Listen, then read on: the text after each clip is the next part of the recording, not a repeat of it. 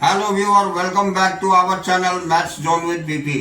मैं संजीव कुमार आज आपको अर्थशास्त्र बुक 2 की चैप्टर 6 जो हमारी बैंकिंग है उसकी पार्ट 2 की जानकारी देता हूं और उससे रिलेटेड सारी इंपॉर्टेंट पॉइंट्स बताता हूं। तो आइए स्टार्ट होते हैं अब।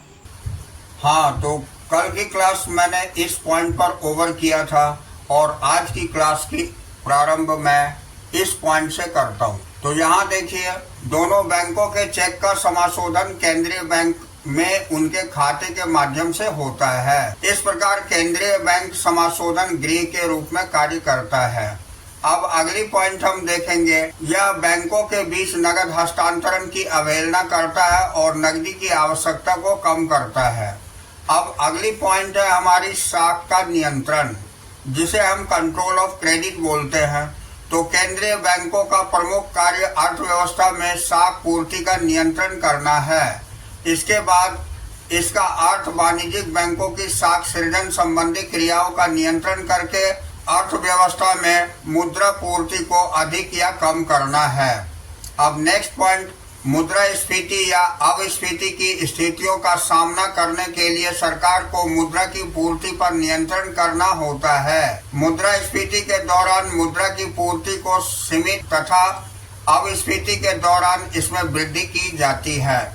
अब नोट के अंतर्गत हम देखेंगे, इस अध्याय का भाग 6.4 इसका विस्तृत अध्ययन करता है कि अर्थव्यवस्था में केंद्रीय बैंक मुद्रा की पूर्ति को कैसे नियंत्रित करता है। अब आइए हम इसी के अंतर्गत अगली पॉइंट देखेंगे।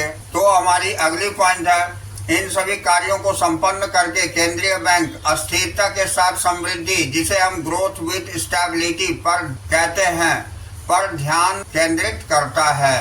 समृद्धि से अभिप्राय जीडीपी में निरंतर वृद्धि से है। अस्थिरता से अभिप्राय अर्थव्यवस्था में स्फीतिक तथा अविस्फीतिक स्थितियों की समाप्ति होने से है। अब हम आगे देखेंगे, वाणिज्यिक बैंकों तथा केंद्रीय बैंकों का अर्थ और उसकी भूमिका समझने के बाद आइए दोनों के बीच अंतर को देखें। ये हम तालिका में देख सकते हैं। तो आइए तालिका के अंतर्गत हम देखते हैं केंद्रीय बैंक बनाम वाणिज्यिक बैंक, यानी the central bank versus commercial bank. तो आइए हम पहली कॉलम में केंद्रीय बैंक रखे हैं, द सेंट्रल बैंक, और दूसरी कॉलम में वाणिज्यिक बैंक, जिसे कॉमर्शियल बैंक कहते हैं। तो सबसे पहले इसके अंतर्गत अंतर का आधार देखेंगे। तो अंतर के आधार के अंतर्गत पहला पॉइंट हम इसकी अर्थ यानी कि मीनिंग देखेंगे। तो आइए, केंद्रीय बैंक के अंतर्गत केंद्रीय बैंक एक सर्वोच्च बैंक है, देश में सभी बैंकों का बैंक है। सभी वाणिज्यिक बैंक केंद्रीय बैंक के नियंत्रण के अंतर्गत कार्य करते हैं। और दूसरी पॉइंट इसी के अंतर्गत, यह वाणिज्यिक बैंकों से जमाएं स्वीकार करता है तथा उन्हें ऋण देता है, परंतु यह सामान्य जनता से लेन देन नहीं करता है। जबकि वाणिज्यिक बैंक के अंतर्गत आते हैं, पहली पॉइंट देखते हैं, वाणिज्यिक बैंक वह वित्तीय संस्था है जो सामान्य जनता से जमाएं स्वीकार करता है, तथा दूसरी पॉइंट है, लोगों को उपभोग एवं निवेश उद्देश्य के लिए ऋण प्रदान करता है। अब आइए अगली पॉइंट हमारी इसी के अंतर्गत मुद्रा पूर्ति में भूमिका है, जिसे हम रोल इन मनी सप्लाई कहते हैं। तो केंद्रीय बैंक नोट जारी करने का प्राधिकारी है और इसलिए वह मुद्रा पूर्ति का प्रमुख स्रोत है। जबकि वाणिज्यिक बैंक साख सृजन के माध्यम से मुद्रा की पूर्ति में योगदान देता है। इसके विपरीत केंद्रीय बैंक वाणिज्यिक बैंक नोट जारी करने का प्राधिकारी नहीं है। अब तीसरी पॉइंट देखेंगे, विदेशी विनिमय कोषों में भूमिका, जिसे रोल इन फॉरेक्स रिजर्व्स बोलते हैं। पहली पॉइंट है, केंद्रीय बैंक देश के विदेशी विनिमय कोषों का संरक्षक है। यह घरेलू मुद्रा की विनिमय दर को नियंत्रित करने के लिए प्रबंधित तरलशीलता यानी मैनेज्ड फ्लोटिंग को संचालित करता है। अब वाणिज्यिक बैंक देश के विदेशी विनिमय कोषों का संरक्षक नहीं है, हालांकि यह लाभ के उद्देश्य से विदेशी विनिमय के क्रय तथा विक्रय में लेन देन करता है।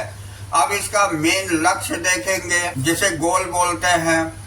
तो केंद्रीय बैंक अर्थव्यवस्था की समृद्धि तथा अस्थिरता पर ध्यान केंद्रित करता है। जबकि वाणिज्यिक बैंक लाभ को अधिकतम करने पर ध्यान केंद्रित करता है। तो ये हमने दोनों केंद्रीय बैंक और वाणिज्यिक बैंक के अंतर्गत डिफरेंस देखा। अब हम अगली पॉइंट देखते हैं। अगली टॉपिक है हमारी केंद्रीय बैंक यानी भारत में भारतीय रिजर्व बैंक द्वारा मुद्रा पूर्ति या साख पूर्ति का नियंत्रण, जिसे हम कंट्रोल ऑफ मनी सप्लाई और credit supply by the central bank RBI in India कहते हैं।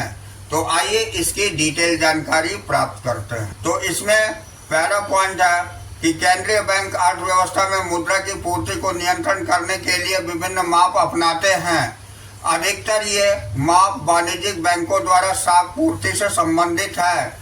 इन्हें मोटे तौर पर निम्न श्रेणियों में वर्गीकृत किया जाता है। पहला है मात्रात्मक उपकरण, जिसे हम क्वांटिटेटिव इंस्ट्रूमेंट्स कहते हैं, तथा दूसरा है गुणात्मक उपकरण, जिसे हम क्वालिटेटिव इंस्ट्रूमेंट्स कहते हैं। तो आइए अगली पॉइंट देखते हैं। तो अगली पॉइंट के अंतर्गत निम्नलिखित प्रवाह चार्ट साख नियंत्रण के उपकरणों को सारांश विवरण प्रदान करता है। तो यहाँ हम देखते हैं साख नियंत्रण में उपकरणों के रूप में RBI द्वारा प्रयोग की जाने वाली 3 नीतिगत दरें। पहला होता है बैंक दर, दूसरा होता है रेपो दर, तीसरा होता है विपरीत रेपो दर। ये 3 होती है। और नेक्स्ट है साख नियंत्रण के उपकरणों के रूप में RBI द्वारा प्रयोग किए जाने वाले 2 नीतिगत अनुपात।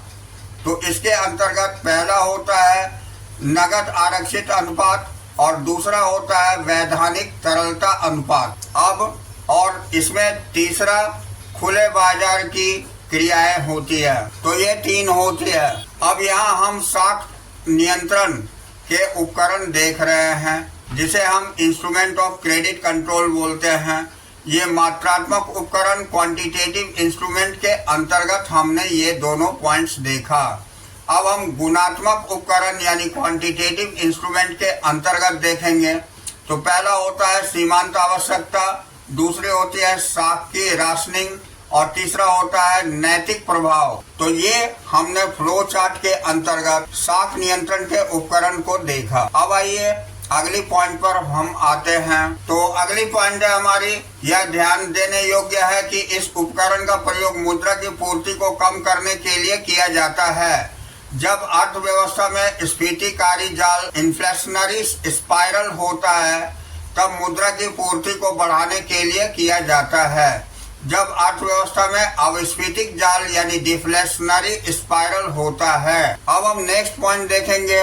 तो नेक्स्ट पॉइंट है हमारी साख नियंत्रण के मात्रात्मक उपकरण, जिसे हम quantitative instruments of credit control कहते हैं। तो आइए इसे डिटेल से जानते हैं।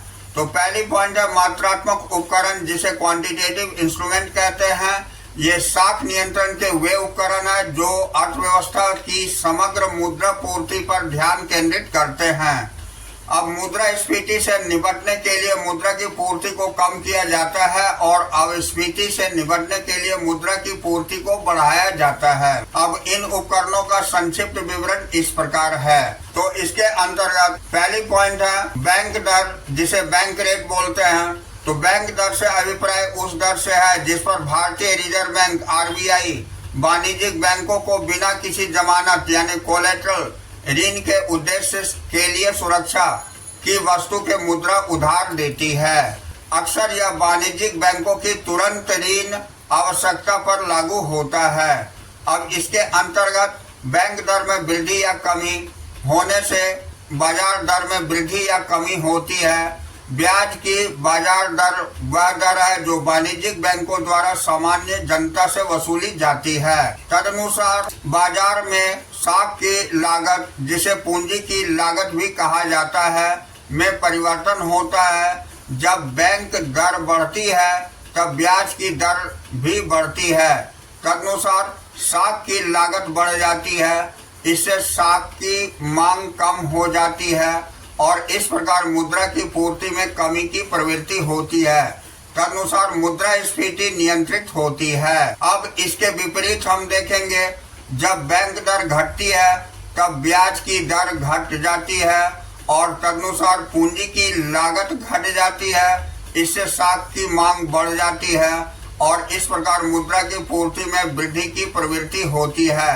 तदनुसार अपस्फीति नियंत्रण होती है। तो हम यहाँ देखते हैं बैंक दर में वृद्धि होती है, इससे ब्याज की दर में भी वृद्धि होगी और इससे पूंजी की लागत में भी वृद्धि होगी और उसके बाद साख की मांग में कमी हो जाएगी, उसके बाद मुद्रा की पूर्ति में कमी होगी और सबसे लास्ट में मुद्रास्फीति का नियंत्रण होना होगा। अब ये तो हम बैंक दर की वृद्धि देखें, अब हम बैंक दर की कमी देखते हैं। तो इससे ब्याज की बाजार दर में कमी होगी और उसके बाद पूंजी की लागत में कमी होगी, फिर साख की मांग में वृद्धि हो जाएगी और उसके बाद मुद्रा की पूर्ति में वृद्धि होगी और लास्ट में अपस्फीति का नियंत्रण होना होगा। तो इस तरह ये हमें दोनों चीजों को ध्यान में रखना है। अब आइए अगली पॉइंट हम देखते हैं खुले बाजार की क्रियाएं, जिसे ओपन मार्केट ऑपरेशंस बोलते हैं।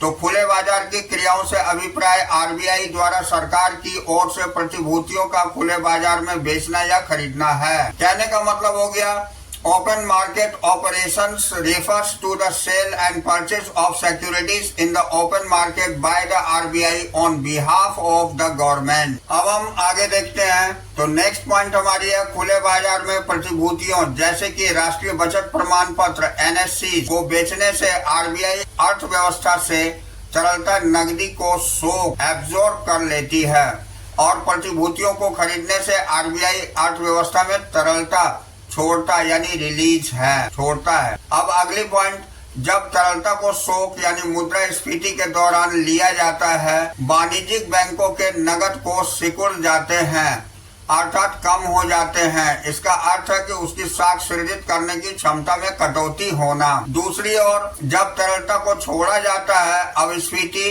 या मंदी के दौरान, तब बैंकों के नकद कोषों में वृद्धि होती है और इसका अर्थ है वाणिज्यिक बैंकों की साख सृजित करने की क्षमता में वृद्धि होना। तो लास्टली हम देखते हैं अतः प्रतिभूतियों को बेचकर या तरलता को सोखकर मुद्रास्फीति को ठीक किया जाता है, जबकि प्रतिभूतियों को खरीदकर तथा तरलता को छोड़कर रिलीजिंग लिक्विडिटी अपस्फीति को ठीक किया जाता है। अब इसे हम बॉक्स में देखेंगे।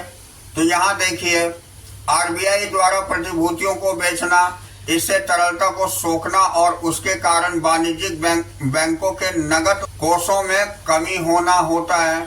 उसके आगे वाणिज्यिक बैंकों की साख सृजित करने की क्षमता में कमी होना होता है, फिर मुद्रा पूर्ति में कमी होना होता है और अंत में मुद्रास्फीति का नियंत्रण होना होता है। दूसरी पॉइंट है आरबीआई द्वारा प्रतिभूतियों का खरीदना, इसके अंतर्गत तरलता को छोड़ना और जिसके कारण वाणिज्यिक बैंकों के नकद कोषों में वृद्धि होना होता है। अगली पॉइंट, वाणिज्यिक बैंकों की साख सृजित करने की क्षमता में वृद्धि होना होता है, उससे आगे मुद्रा पूर्ति में वृद्धि होना होता है और अंततः अपस्फीति का नियंत्रण होना होता है। तो इस तरह हमने इसे बॉक्स में देखा। अब हम खुले बाजार की क्रियाओं के दो प्रकार होते हैं उसकी जानकारी लेते हैं। तो यहाँ दिया हुआ है खुले बाजार की क्रियाओं के दो प्रकार यानी 2 types of open market operations. तो पहला होता है प्रत्यक्ष यानी आउटराइट और दूसरा होता है रेपो। तो पहला हम प्रत्यक्ष देखते हैं। तो प्रत्यक्ष खुले बाजार की क्रियाएं प्रकृति से अस्थायी होती है, इनकी चर्चा ऊपर की गई है। जबकि रेपो खुले बाजार की क्रियाओं के अंतर्गत प्रतिभूतियों को पुनः खरीदने तथा पुनः बेचने का वादा किया जाता है, पहले प्रकार के विपरीत होती है। अब हम रेपो रेट देखते हैं। रेपो दर, जिसे रेपो रेट कहा जाता है, वह दर जिस पर भारतीय रिजर्व बैंक केंद्रीय बैंक खुले बाजार में सरकारी प्रतिभूतियों को खरीद कर वाणिज्यिक बैंकों को अल्पकालीन ऋण प्रदान करता है, रेपो दर कहलाती है। वास्तव में यह एक पुनः खरीद दर यानी रीपर्चेज रेट है।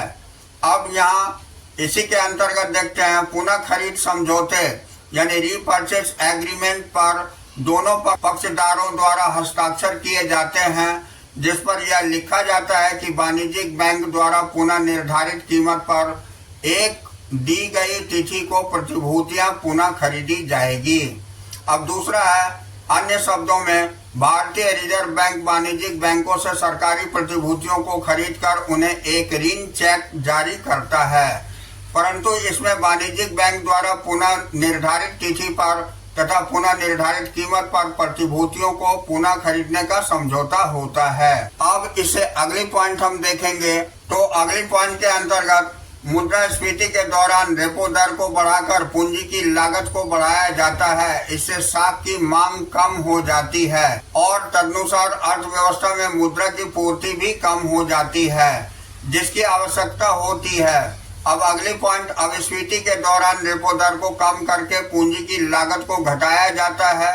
इससे साख की मांग बढ़ जाती है और तदनुसार अर्थव्यवस्था में मुद्रा की पूर्ति भी बढ़ जाती है, जिसकी आवश्यकता होती है, जिसे हम बॉक्स में देख सकते हैं। तो यहाँ रेपो दर की वृद्धि है, उससे पूंजी की लागत में वृद्धि होती है, फिर उससे साख की मांग में कमी आ जाती है, फिर आगे वाणिज्यिक बैंकों द्वारा मुद्रा की पूर्ति में कमी होती है और अंततः मुद्रास्फीति का नियंत्रण होना होता है। अब दूसरा रेपो दर की कमी देखते हैं। तो इससे पूंजी की लागत में कमी होती है, उससे आगे साख की मांग में वृद्धि होती है, उससे आगे वाणिज्यिक बैंकों द्वारा मुद्रा की पूर्ति में वृद्धि होती है और अंततः अपस्फीति का नियंत्रण होना होता है। अब आइए हम विपरीत रेपो दर, ये रेपो दर और विपरीत रेपो दर बहुत ही इम्पोर्टेंट है, इस पर शॉर्ट नोट्स पूछे जाते हैं, तो ये ध्यान देंगे। अब हम देखिए विपरीत रेपो दर, जिसे हम रिवर्स रेपो रेट बोलते हैं। तो आइए इसकी जानकारी लेते हैं। तो वह दर जिस पर भारतीय रिजर्व बैंक केंद्रीय बैंक यानी वाणिज्यिक बैंकों से जमाएं स्वीकार करता है, यानी सरकारी प्रतिभूतियों के माध्यम से विपरीत रेपो दर कहलाती है। इसे विपरीत पुनः खरीद दर यानी रिवर्स रीपर्चेज रेट भी कहते हैं। अब इसके अंतर्गत इस स्थिति में एक विपरीत पुनः खरीद समझौते पर दोनों पक्षकारों द्वारा हस्ताक्षर किए जाते हैं, जिस पर यह लिखा होता है कि प्रतिभूतियों को पुनः निर्धारित कीमत पर तथा एक दी गई तिथि पर पुनः खरीदा जाएगा। अब विपरीत रेपो दर वाणिज्यिक बैंकों को ब्याज आय यानी इंटरेस्ट इनकम सृजित करने की अनुमति देती है। अब नेक्स्ट पॉइंट, जब विपरीत रेपो दर कम हो जाती है तो बैंक अपने आधिक्य कोषों को आरबीआई के पास रखने के लिए हतोत्साहित होते हैं। इसके स्थान पर बैंक इन कोषों को आरबीआई के पास सीआरआर कोषों के रूप में प्रयोग कर सकते हैं। इसके कारण वाणिज्यिक बैंकों की साख पूर्ति यानी मुद्रा पूर्ति में वृद्धि होती है, तदनुसार अर्थव्यवस्था में मुद्रा की पूर्ति में वृद्धि होती है, जिसका अपस्फीति को नियंत्रित करने के लिए आवश्यकता होती है। अगली पॉइंट, इसके विपरीत रेपो दर की वृद्धि ब्याज आय सृजित करने के लिए वाणिज्यिक बैंकों को आरबीआई के पास अधिक कोष रखने के लिए प्रेरित कर सकती है। यह साख निर्माण में आरबीआई को सीआरआर कोष प्रदान करने की उसकी क्षमता को कम करता है। तदनुसार अर्थव्यवस्था में मुद्रा की पूर्ति में कमी होती है, जिसकी मुद्रास्फीति को नियंत्रित करने के लिए आवश्यकता होती है। अब यहाँ हम बॉक्स के अंतर्गत विपरीत रेपो दर की कमी देखेंगे। इससे ब्याज आय सृजित करने के लिए वाणिज्यिक बैंकों द्वारा आरबीआई के पास कम कोष रखना होता है। इससे आगे साख सृजन के लिए आरबीआई के पास अधिक कोषों को सीआरआर कोषों के रूप में प्रयोग करना होता है। आगे मुद्रा की पूर्ति में वृद्धि होगी और अंततः अपस्फीति का नियंत्रण होगा। अब दूसरा देखते हैं, विपरीत रेपो दर की वृद्धि में सबसे पहले ब्याज आय सृजित करने के लिए वाणिज्यिक बैंकों द्वारा आरबीआई के पास अधिक कोष रखना होगा। उसके बाद साख सृजन के लिए आरबीआई के पास कम कोषों को सीआरआर कोषों के रूप में प्रयोग करना होगा। अगली पॉइंट, मुद्रा की पूर्ति में कमी होना होगा और अंततः मुद्रास्फीति का नियंत्रण होना होता है। तो इस तरह हमने विपरीत रेपो दर की कमी और विपरीत रेपो दर में वृद्धि देखा। अब आइए अगली पॉइंट हम देखते हैं। तो अगली पॉइंट हमारी इसी के अंतर्गत नगद आरक्षित अनुपात है, जिसे हम कैश रिजर्व रेशियो सीआरआर बोलते हैं। तो इससे अभिप्राय एक बैंक की कुल जमाओं के उन न्यूनतम अनुपात से है जो उसे आरबीआई के पास जमा रखना पड़ता है। कहने का मतलब हो गया, it refers to the minimum percentage of the bank's total deposits required to be kept with the RBI। यह आरबीआई द्वारा निर्धारित किया जाता है तथा अर्थव्यवस्था में मुद्रा की पूर्ति को नियंत्रित करने के लिए इसमें समय समय पर परिवर्तन होता रहता है। अब इसके अंतर्गत नेक्स्ट पॉइंट हम देखेंगे, जब मुद्रा की पूर्ति को बढ़ाना होता है तो सीआरआर को घटा दिया जाता है, और जब मुद्रा की पूर्ति को कम करना होता है तो सीआरआर को बढ़ा दिया जाता है। जैसा कि हम बॉक्स के अंतर्गत सीआरआर में वृद्धि देख रहे हैं, इससे मांग जमाओं की एक दी गई मात्रा के लिए नगद कोषों में वृद्धि होती है। आगे इससे वाणिज्यिक बैंकों की मुद्रा पूर्ति में कमी आ जाती है और अंततः मुद्रास्फीति का नियंत्रण हो जाता है। अब अगली पॉइंट सीआरआर में कमी देखेंगे तो मांग जमाओं की दी गई मात्रा के लिए नगद कोषों में कमी आ जाती है और फिर वाणिज्यिक बैंकों की मुद्रा पूर्ति में वृद्धि होती है और अंततः अपस्फीति का नियंत्रण होना होता है। तो इस तरह हमने सीआरआर में वृद्धि और सीआरआर में कमी देखा। अब हम इसकी अगली पॉइंट वैधानिक तरलता अनुपात, जिसे हम स्टैट्यूटरी लिक्विडिटी रेशियो बोलते हैं, यानी एसएलआर। तो प्रत्येक बैंक को अपनी परिसंपत्तियों के एक निश्चित प्रतिशत को अपने पास तरल परिसंपत्तियों के रूप में रखना पड़ता है, जिसे वैधानिक तरलता अनुपात कहते हैं। अब अगली पॉइंट, तरल परिसंपत्तियों में शामिल होते हैं पहला नगद, दूसरा स्वर्ण और तीसरा भार मुक्त अनुमोदित प्रतिभूतियां। अब यहाँ देखते हैं अगली पॉइंट, एसएलआर की दर को सीआरआर की भांति आरबीआई द्वारा निर्धारित किया जाता है तथा इसमें समय समय पर परिवर्तन होता रहता है। मुद्रा की पूर्ति को कम करने के लिए मुद्रास्फीति के दौरान केंद्रीय बैंक वैधानिक तरलता अनुपात को बढ़ा देता है। तदनुसार सीआरआर जमाओं के लिए उपलब्ध कोष यानी साख सृजन के लिए कम हो जाते हैं। अब अगली पॉइंट, इसके विपरीत अर्थव्यवस्था में मुद्रा की पूर्ति में वृद्धि करने के लिए अपस्फीति के दौरान केंद्रीय बैंक वैधानिक तरलता अनुपात को कम कर देता है। तदनुसार सीआरआर जमाओं के लिए उपलब्ध कोष साख सृजन के लिए बढ़ जाता है। तो आइए अब हम बॉक्स के अंतर्गत देखते हैं एसएलआर में वृद्धि, जिससे वाणिज्यिक बैंकों द्वारा अपने पास रखी तरल परिसंपत्तियों में वृद्धि होती है और इससे आरबीआई के पास सीआरआर जमाओं के लिए कोषों की उपलब्धता में कमी आ जाती है और वाणिज्यिक बैंकों की मुद्रा पूर्ति में भी कमी आती है और अंतिम में मुद्रास्फीति का नियंत्रण हो जाता है। अब एसएलआर में कमी हम देखेंगे, इससे वाणिज्यिक बैंकों द्वारा अपने पास रखी तरल परिसंपत्तियों में कमी होती है। उसके बाद आरबीआई के पास सीआरआर जमाओं के लिए कोषों की उपलब्धता में वृद्धि हो जाती है और उसके बाद वाणिज्यिक बैंकों की मुद्रा पूर्ति में वृद्धि होती है और अंततः अपस्फीति का नियंत्रण होना हो जाता है। तो इस तरह हमने एसएलआर में वृद्धि और एसएलआर में कमी देखा। अब हम अगली पॉइंट देखेंगे, तो हमारी अगली पॉइंट है साख नियंत्रण के गुणात्मक उपकरण यानी quantitative instruments of credit control. तो पहला पॉइंट हम देखते हैं गुणात्मक उपकरण यानी क्वालिटेटिव इंस्ट्रूमेंट। साख नियंत्रण के वे उपकरण हैं जो अर्थव्यवस्था के चयनात्मक यानी सेलेक्टिव क्षेत्रों पर ध्यान केंद्रित करते हैं। अब अगली पॉइंट, ये उपकरण अर्थव्यवस्था में चुनिंदा क्षेत्रों में मुद्रा की पूर्ति को नियंत्रण करने के लिए प्रयोग किए जाते हैं। ये वे क्षेत्र है जो अर्थव्यवस्था में अस्थिरता को प्रमुख स्रोत है।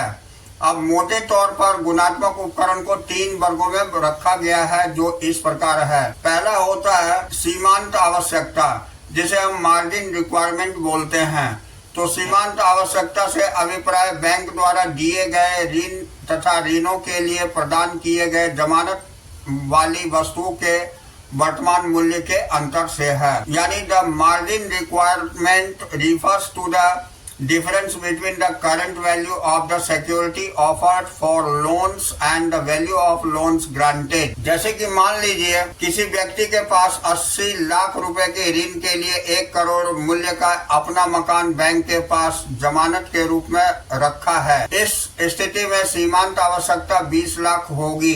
सीमांत आवश्यकता को बढ़ा दिया जाता है जब मुद्रा की पूर्ति को कम करने की आवश्यकता होती है। अब अगली पॉइंट, सीमांत आवश्यकता को कम कर दिया जाता है जब मुद्रा की पूर्ति को बढ़ाने की आवश्यकता होती है। अब बहुधा सट्टे या व्यावसायिक की क्रियाओं के लिए सीमांत आवश्यकता को ऊंचा रखा जाता है। अब इसे बॉक्स के अंतर्गत देखेंगे। सीमांत आवश्यकता की वृद्धि से साख की मांग में कमी आ जाती है। उसके बाद वाणिज्यिक बैंकों द्वारा साख की पूर्ति में कमी होती है उसके बाद मुद्रा पूर्ति में कमी आ जाती है और अंततः मुद्रास्फीति का नियंत्रण हो जाता है। अब दूसरी पॉइंट हम देखेंगे, सीमांत आवश्यकता में कमी होने से साख की मांग में वृद्धि होती है और उसके बाद वाणिज्यिक बैंकों द्वारा साख की पूर्ति में वृद्धि होती है, फिर मुद्रा पूर्ति में भी वृद्धि होती है और लास्टली स्फीति का नियंत्रण हो जाता है। तो इस तरह हमने सीमांत आवश्यकता की वृद्धि और सीमांत आवश्यकता की कमी देखा। अगली जो पॉइंट है वो हमारी साख का राशनिंग है। तो साख का राशनिंग, जिसे हम रैशनिंग ऑफ क्रेडिट बोलते हैं, तो साख का राशनिंग से अभिप्राय विभिन्न व्यवसायिक क्रियाओं के लिए साख की मात्रा को कोटा निर्धारित करना है। यानी rationing of credit refers to the fixation of credit quotas for different business activities। कहने का मतलब हो गया कि साख की राशनिंग तब की जाती है जब अर्थव्यवस्था में विशेष रूप से सट्टे की क्रियाओं के लिए दिए जाने वाले ऋणों पर रोक लगानी होती है, अर्थात साख की पूर्ति में कमी करनी होती है। अब इसी के अंतर्गत हम नेक्स्ट पॉइंट देखेंगे, आरबीआई विभिन्न व्यावसायिक क्रियाओं के लिए साख का कोटा निर्धारित कर देता है। अब ऋण देते समय वाणिज्यिक बैंक कोटे की सीमा से अधिक ऋण दे सकते, इससे अर्थव्यवस्था में मुद्रा की पूर्ति प्रतिबंधित होती है तथा मुद्रास्फीति नियंत्रण होती है। दूसरी ओर साख का रेशनिंग यदि पहले से विद्यमान है, मुद्रा की पूर्ति में वृद्धि करने के लिए हटा दी जाती है, इससे अविस्फीति नियंत्रित होती है। अब इसे हम बॉक्स के अंतर्गत देखते हैं। तो बॉक्स के अंतर्गत साख रेशनिंग के प्रवेश में वाणिज्यिक बैंक द्वारा साख की पूर्ति में कमी आती है और उससे मुद्रा पूर्ति में कमी होती है और बाद में मुद्रास्फीति का नियंत्रण हो जाता है। अब साख रेशनिंग को हटाने से वाणिज्यिक बैंकों द्वारा साख की पूर्ति में वृद्धि होती है और मुद्रा की पूर्ति में भी वृद्धि होती है और ये अविस्फीति का नियंत्रण हो जाता है। तो इस तरह हमने साख रेशनिंग का प्रवेश और साख रेशनिंग को हटाना देखा। अब हम अगली पॉइंट नैतिक प्रभाव देखते हैं, जिसे हम मोरल सुएशन बोलते हैं।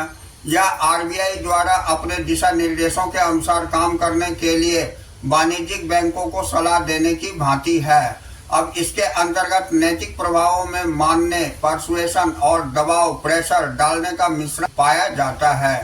तो इसके अंतर्गत आरबीआई वाणिज्य बैंकों को अपने निर्देश पत्रों का पालन करने के लिए मनाता है। अब आगे पॉइंट हम देखेंगे, लेकिन यह मनाने में असफल हो जाता है तो वह देश के शीर्ष बैंक के रूप में आवश्यक दबाव का प्रयोग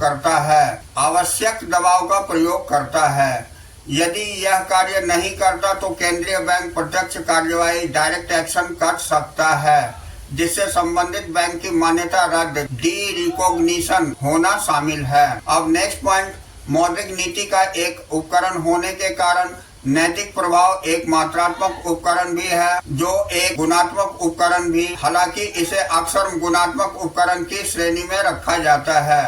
अब हम आगे देखेंगे, मुद्रास्फीति के दौरान बैंकों के ऋणों को सीमित करने और अविस्फीति के दौरान उदारता से ऋण देने का परामर्श दिया जाता है। तो इस तरह हमने यहाँ साख की प्रवृत्ति देखा। अब हम यहाँ दिखाते हैं आपको क्या करें और क्या ना करें। तो यहाँ हमारी दी हुई है क्या करें और क्या ना करें, डूज एंड डोंट्स। तो आइए, हमें दो बातों का विशेष ध्यान रखना पड़ता है। तो यहाँ पहली बात होती है, इस बात का ध्यान देने की आवश्यकता है कि अर्थव्यवस्था में वाणिज्यिक बैंक मुद्रा पूर्ति का एक स्रोत है, जबकि उन्हें नोट या सिक्के जारी करने का अधिकार नहीं है। अब साख या बैंक मुद्रा का निर्माण करने के कारण वे केवल मुद्रा पूर्ति का एक स्रोत है। अब दूसरी पॉइंट है, सीआरआर तथा एसएलआर दोनों आरबीआई द्वारा कानूनी रूप से निर्धारित होते हैं, परंतु दोनों स्वतंत्र रूप से निर्धारित होते हैं क्योंकि इनका अलग अलग अनुमान लगाया जाता है। इस बात को कभी न भूलें कि वाणिज्यिक बैंकों द्वारा किए साख निर्माण पर सीआरआर का प्रत्यक्ष प्रभाव पड़ता है, क्योंकि यह उस सीमा को निर्धारित करता है जहां तक वाणिज्यिक बैंक कानूनी तौर पर साख निर्माण कर सकते हैं। अब एसएलआर वाणिज्यिक बैंकों की तरल परिसंपत्तियों की राशि को बढ़ाकर या घटाकर केवल अप्रत्यक्ष रूप से साख निर्माण को प्रभावित करता है और इसे हम विवरण के लिए अध्याय में हम देख सकते हैं। अब अगली पॉइंट हमारी होती है योग्यता खंड, जिसे हम एबिलिटी जोन बोलते हैं। तो ये बहुत ही इंपॉर्टेंट पॉइंट दिए जाते हैं सारे चैप्टर के अंत में, इसे जानना अत्यंत आवश्यक है। इसकी जानकारी हम लेते हैं। तो आइए सबसे पहला पॉइंट हम देखते हैं, साख नियंत्रण के उपकरण के रूप में रेपो दर की सफलता, यानी success of repo rate as an instrument of credit control. तो इसके बारे में डिटेल जानकारी प्राप्त करते हैं। तो इसमें पहला पॉइंट है, साख निर्माण के उपकरण के रूप में रेपो दर की सफलता निम्नलिखित कारकों पर निर्भर करती है, जिसमें पहला कारक है ऋणों के लिए वाणिज्यिक बैंकों की केंद्रीय बैंक पर निर्भरता का अंश, जिसे हम degree of dependence of the commercial bank upon the central bank for loans कहते हैं। तो इसके अंतर्गत यदि वाणिज्यिक बैंकों के पास अपने अतिरिक्त यानी सरप्लस कोष मौजूद है, जिनकी उपयोग वे साख के उच्च आवश्यकता की अवधि के दौरान कर सकते हैं, तो उसे केंद्रीय बैंक पर निर्भरता सापेक्षिक कम होगी। अब दूसरा पॉइंट है, बैंकों द्वारा केंद्रीय बैंकों को कोषों के मांग की संवेदनशीलता का अंश, जिसे हम degree of sensitivity of banks demand for fund from the central bank बोलते हैं। तो इसके अंतर्गत व्यावसायिक अवस्थाओं पर निर्भर करते हुए वाणिज्यिक बैंक रेपो दर में संभवतः अल्प परिवर्तन के प्रति संवेदनशील न हो, ऐसी स्थिति में रेपो दर नीति को बड़ी सफलता प्राप्त नहीं हो सकती। अब तीसरा पॉइंट है, मुद्रा बाजार में ब्याज दरों का ढांचा, यानी structure of interest rates in the money market. तो आइए इसके अंतर्गत देखते हैं, बाजार में यदि गैर बैंकिंग वित्तीय संस्थाएं अपनी ब्याज दरों को उसी प्रकार परिवर्तन नहीं करती जिस प्रकार केंद्रीय बैंक वाणिज्यिक बैंकों से उम्मीद करता है, तो रेपो दर की नीति सफल नहीं हो सकती। अब दूसरी बात है कि बाजार में कोषों की समग्र पूर्ति, जिसे हम overall supply of funds in the market बोलते हैं, तो इसमें देखते हैं रेपो दर नीति तब भी सफल नहीं हो सकती यदि कोषों के गैर बैंकिंग स्रोत यानी बैंकिंग स्रोत की तुलना में अधिक लोकप्रिय होते हैं। तो ये हमने पहली पॉइंट के अंतर्गत देखा। अब हम इसके अंतर्गत दूसरी पॉइंट देखते हैं, जिसे हम साख नियंत्रण के उपकरण के रूप में खुले बाजार की क्रियाओं की सफलता बोलते हैं, और इसे कहा जाता है success of open market operations as an instrument of credit control. आइए इसकी डिटेल जानकारी प्राप्त करते हैं। इसमें पहली पॉइंट है, साख नियंत्रण के उपकरण के रूप में खुले बाजार की क्रियाओं की सफलता निम्नलिखित कारकों पर निर्भर करती है। पहला होता है प्रतिभूतियों के बाजार पर पाया जाना, यानी एग्जिस्टेंस ऑफ सिक्योरिटीज मार्केट। तो आइए इसे देखते हैं। प्रतिभूतियों की खरीद तथा बिक्री को सुसंगठित अथवा कार्यात्मक बाजार का पाया जाना अनिवार्य है। इसकी अनुपस्थिति में खुले बाजार की क्रियाओं का मौद्रिक नीति के उपकरण के रूप में कोई अर्थ नहीं है। दूसरा होता है बैंकों के पास अतिरिक्त कोष, यानी excess reserves with the banks. तो इसके अंतर्गत देखते हैं, यदि तिजोरी नगद यानी वॉल्ट कैश के रूप में वाणिज्यिक बैंकों के पास लाभदायक अतिरिक्त कोष यानी हेल्दी एक्सेस रिजर्व होते हैं, तो उन्हें प्रतिभूतियों को खरीदने की जरूरत नहीं होती। अमेरिका जैसे विकसित देश में यह एक आदर्श प्रथा स्टैंडर्ड प्रैक्टिस है। तदनुसार खुले बाजार की क्रियाएं सफल नहीं है। अब हम इसके अंतर्गत तालिका में बैंक दर बनाम रेपो दर यानी bank rate versus repo rate देखेंगे, इसकी डिफरेंस देखेंगे। तो आइए, पहला है बैंक दर जिसे हम बैंक रेट बोलते हैं, दूसरा रेपो दर जिसे रेपो रेट बोलते हैं। तो इसके बीच में कंपैरिजन देख लेते हैं। तो पहला पॉइंट है, बैंक दर आरबीआई द्वारा वाणिज्यिक बैंकों को बिना किसी जमानत यानी कोलेटरल सिक्योरिटी पर ऋणों के उद्देश्य के लिए जमानत दिए जाने वाले ऋणों से संबंधित है, जबकि रेपो रेट आरबीआई द्वारा वाणिज्यिक बैंकों को बिना जमानत के ऋण न देने से संबंधित है। प्रतिभूतियों को ऋण के लिए जमानत के रूप में रखा जाता है। अब दूसरा है, बैंक दर प्रतिभूतियों की पुनः खरीद की कोई सुविधा नहीं देता। बैंक दर एकमात्र बट्टा यानी डिस्काउंट दर है, जबकि रेपो दर प्रतिभूतियों की पुनः खरीद की अनुमति देता है। प्रतिभूतियों के धारक उन्हें भविष्य में किसी भी समय पुनः खरीद सकते हैं। अतः रेपो दर को पुनः खरीद दर यानी रीपर्चेज रेट भी कहा जाता है। अब तीसरी पॉइंट है, बैंक दर का संबंध वाणिज्यिक बैंक दरों अपनी नकदी की तुरंत भरपाई करने हेतु उधार से है, जबकि रेपो दर का संबंध वाणिज्यिक बैंकों द्वारा अल्पकालीन ऋण लेने से है। तो इस तरह हमने बैंक दर और रेपो दर के बीच अंतर देखा। तो यहाँ हमारी ये चैप्टर आज ओवर हो जाती है। अब अगले दिन हम फिर मिलेंगे अगली चैप्टर के साथ। तो that's all for today. We will meet again on the next class.